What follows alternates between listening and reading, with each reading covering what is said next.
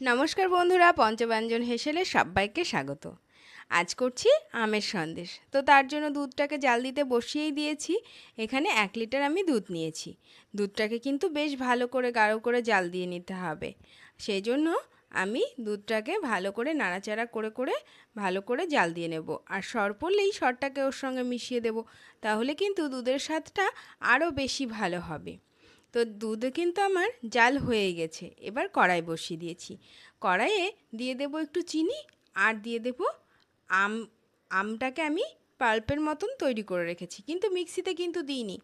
মিক্সিতে দিলে আমের তো দানাটা থাকবে না, তাহলে কিন্তু আমের স্বাদটা মাঝে মাঝে মুখে পড়বে না। তো সেই জন্য আমি হাতেই এরকমভাবে একটু থেতো করে নিয়েছি। আর তোমরা চাইলে মিক্সিতেও করতে পারো। এবার বেশ ভালো করে জাল দিতে হবে। আর যেগুলো বড় বড় একটু দানা হয়ে আছে সেগুলোকে একটু খুন্তির সাহায্যে ভেঙে নেব।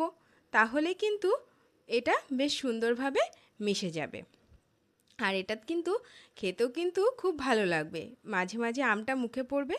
দেখো, এবার জাল দিতে দিতে যেই কালারটা চেঞ্জ হয়ে যাবে তখনই কিন্তু আমাদেরকে মিশিয়ে দিতে হবে ওই যে গাঢ় করে দুধটাকে জাল দিয়ে রেখেছি সেই দুধটাকে। তোমরা এখানে চাইলে, আমি গরুর দুধ ব্যবহার করেছি, তোমরা আমুল দুধও কিন্তু ব্যবহার করতে পারো। সেক্ষেত্রে সময়টা তোমাদের কম লাগবে। এবার আমের মধ্যে দুধ দিয়ে দুধে মিশিয়ে দিলাম। দুধে ভালো করে মিশে ফুটুক একটু, তারপরে আর একটা উপকরণ যোগ করব। তাহলেই তৈরি হয়ে যাবে আমাদের আমের সন্দেশ।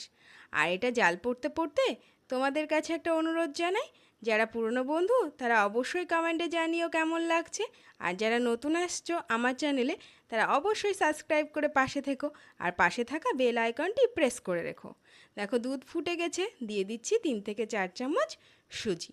এবার বেশ ভালো করে নাড়তে হবে, না হলে কিন্তু সুজি দলা পেকে যাবে। বেশ ভালো করে নাড়াচাড়া করে একটু পাক নিয়ে আসতে হবে, যার জন্য এই সময়টা একটু সময় লাগবে। দেখো, আমার কিন্তু প্রায় পাক চলে এসেছে। আর খানিকক্ষণ জাল দিলেই কিন্তু তৈরি হয়ে যাবে আমের সন্দেশ। আর যখন দেখবে বেশ ভালো হয়ে গেছে পাকটা, তখন কিন্তু গ্যাসের ফ্লেমটা কিন্তু একদম লো করে দেবে, না হলে কিন্তু ধরে লাগবে। আর ধরে লাগলেই না থাকবে আমের গন্ধ আর না থাকবে আমের স্বাদ। তো সেই জন্য এই পর্যায়ে ভালো করে নাড়তেও হবে, আর গ্যাসের ফ্লেমটাও কিন্তু লোতে রাখতে হবে। দেখো, আমার কিন্তু একদম পাক রেডি হয়ে গেছে। এবার প্লেটে সার্ভ করব, তাহলেই হয়ে যাবে। দেখো, এবার প্লেটে সার্ভ করে দিই। দেখো কত সুন্দর লাগছে। এবার কাটো আর নাই বা কাটো, পিস করো আর নাই করো, স্বাদ কিন্তু একই লাগবে। আর যারা আমার মতন একটু ডেকোরেশন করতে চাও তারা এরকম চেরি হোক বা যে কোনো ড্রাই ফ্রুট দিয়ে একটু ওপর থেকে ছড়িয়ে দাও, তাহলেই কিন্তু আমের সন্দেশ রেডি। কেমন লাগলো অবশ্যই জানিও কমেন্ট বক্সে।